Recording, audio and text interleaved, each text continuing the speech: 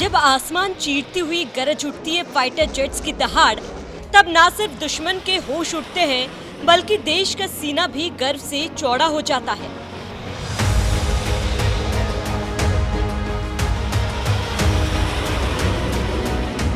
Operation सिंदूर के दौरान पाकिस्तान के छक्के छुड़ाने वाले भारतीय लड़ाकू विमानों ने कुछ ऐसा ही किया, जिन्होंने दुश्मन के आतंकी ठिकानों को तबाह किया और सही सलामत वापस भी लौट आए।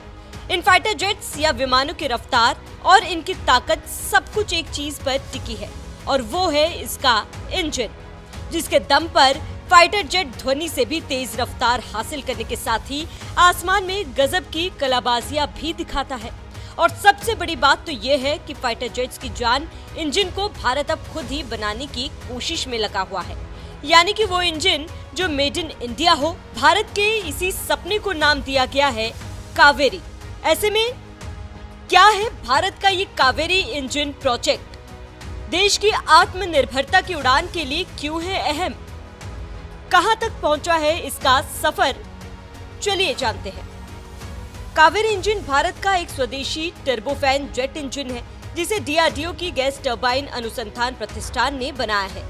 इस इंजन का टारगेट भारत को विदेशी जेट इंजनों पर निर्भरता को खत्म करना है और स्वदेशी लड़ाकू विमानों जैसे तेजस के लिए एक सबसे स्ट्रॉन्ग पावर सेंटर बनाना है। आरंभ 1989 में हुई थी प्रोजेक्ट की शुरुआत। टारगेट विदेशी जेट इंजनों पर निर्भरता को खत्म करना। संस्थान जीटीआरई ने किया विकसित। लक्ष्य 8183 केएन थ्रस्ट वाला टर्बोफैन इंजन विकसित करना।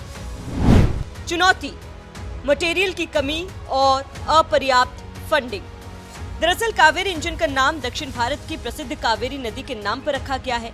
इस प्रोजेक्ट को 1989 में शुरू किया गया था, जब भारत आत्मनिर्भरता को बढ़ावा दे रहा था। इस प्रोजेक्ट को गैस टरबाइन अनुसंधान प्रतिष्ठान बना रहा है। इसका पहला लक्ष्य स्वदेशी विमान तेजस के लिए इंजन बनाना था, लेकिन कुछ वजहों से ये प्रोजेक्ट पर काम आगे नहीं बढ़ पा रहा था। इसके बावजूद भारत ने हार नहीं मानी और निरंतर इस प्रोजेक्ट पर काम किया गया और आज ये इंजन टेस्टिंग के लिए तैयार है। कितना खास है ये स्वदेशी इंजन?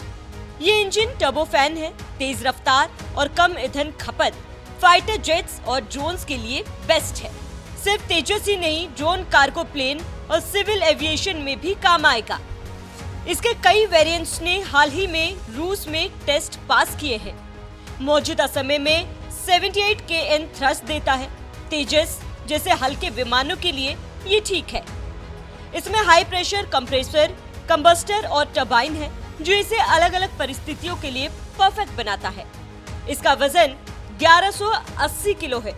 इसका डिजाइन ऐसा है कि ऊंचाई और स्पीड में भी ये दमदार काम करता है। 13 टन आरएसपीए के अनुसार इसे तैयार किया गया है।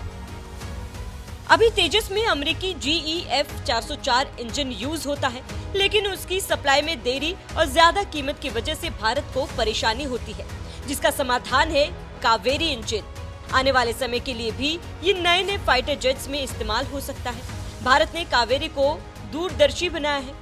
वहीं इसे बनाने वाले GTRI ने बताया कि इस इंजन के ड्राई वेरिएंट में पिछली सारी चुनौतियों को दूर कर लिया गया है और अधिक विश्वसनीय और उच्च क्षमता वाला प्रोपल्सन सिस्टम के रूप में तैयार किया गया है और टेस्टिंग में भी अच्छा रिजल्ट दिया गया।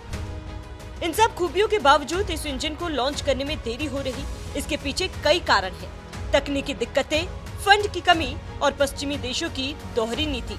ये वो देश है जो भारत को सिर्फ हथियार के मार्केट के रूप में देखते हैं, लेकिन भारत के साथ तकनीक साझा करने से आनाकानी करते हैं। इन देशों को लगता है कि अगर भारत लड़ाकू विमानों को इंजन खुद बनाने लगेगा तो इनके हाथों से अरबों डॉलर का मार्केट चला जाएगा। यही नहीं, 1998 में भारत ने परमाणु परीक्षण के बाद कई देशों ने बैन लगाया कुछ चीजों पर, जिससे भारत इस प्रोजेक्ट पर काम नहीं कर पा रहा था। फिलहाल केवल रक्षा विभाग ही नहीं, पूरे भारत में कावेरी इंजन को लेकर उत्साह है। लोग सरकार से मांग कर रहे हैं कि इस प्रोजेक्ट को जल्द से जल्द अमल में लाया जाए, जिसको लेकर एक ट्रेंड भी शुरू किया गया, फंड कावेरी इंजन के नाम से। इसके जरिए लोग सरकार से इस प्रोजेक्ट में पैसा खर्च करने की मांग कर रहे हैं। बहरहाल ऑपरेशन सिंदूर के बाद ये पता चला कि भारत को स्वदेशी हथियार के साथ साथ उसे चलाने वाले स्वदेशी इंजन की कितनी जरूरत है, क्योंकि हाल ही में भारत ने जब राफेल के सोर्स कोड की मांग की तो फ्रांस ने इसे देने से इनकार कर दिया, जिसके बाद भारत का फोकस स्वदेशी हथियार और इंजन पर और ज्यादा बढ़ गया और ये समझ पाया कि स्वदेशी हथियार और इंजन कितना अहम है। कावेरी इंजन विदेशी आपूर्ति पर निर्भर कम करने का एक रणनीतिक कदम माना जा रहा है। आपको कावेरी प्रोजेक्ट को लेकर क्या कहना है, हमें कमेंट कर जरूर बताएं। साथ ही पीएम मोदी ने भारत के रक्षा क्षेत्र में डीआरडीओ के अहम योगदान को लेकर क्या कहा, वो भी सुनिए। कि आने वाले समय में एयर और सी के साथ साथ साइबर और स्पेस भी दुनिया के स्ट्रेटेजिक डायनेमिक्स को तय करने वाले हैं।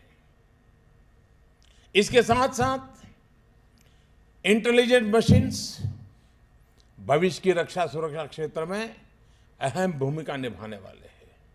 ऐसे में भारत किसी से भी पीछे नहीं रह सकता। अपने नागरिकों, अपनी सीमाओं, अपने हितों की रक्षा के लिए भविष्य की तकनीक पर इन्वेस्टमेंट भी जरूरी है और इनोवेशन भी आवश्यक है। मुझे विश्वास है कि न्यू इंडिया की आवश्यकताओं और आकांक्षाओं को पूरा करने में आप कोई कसर बाकी नहीं छोड़ेंगे और बल्कि मैं तो ये भी कहूंगा कि आपका विस्तार सिर्फ भारत के भीतर तक ही सीमित नहीं रहना चाहिए। डीआरडीओ जैसा संस्थान दुनिया को, मानवता को बहुत कुछ दे सकता है। विश्व सुरक्षा में आप बड़ी भूमिका निभा सकते हैं।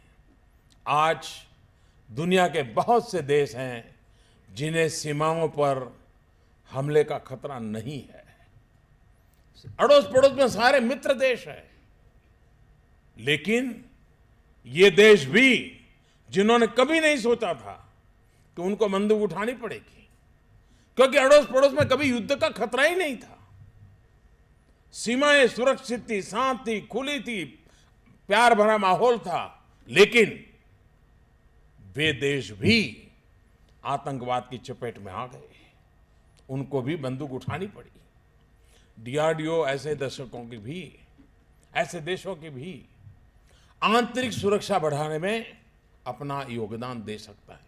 इन छोटे छोटे देश के लोगों से मैं मिलता हूं, उनकी इतनी आवश्यकताएं बढ़ रही है। सीमित संसाधनों के बाद भी इन खतरों के लिए उनको कुछ न कुछ नया सोचना पड़ रहा है।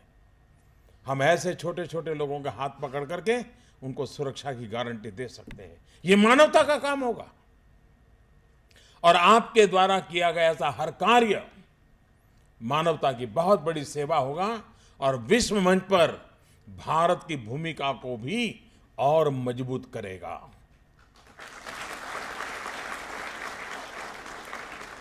साथियों, डिफेंस मैन्युफैक्चरिंग के क्षेत्र में भारत को आत्मनिर्भर बनाने के लिए डीआरडीओ को नए इनोवेशन के साथ सामने आना होगा।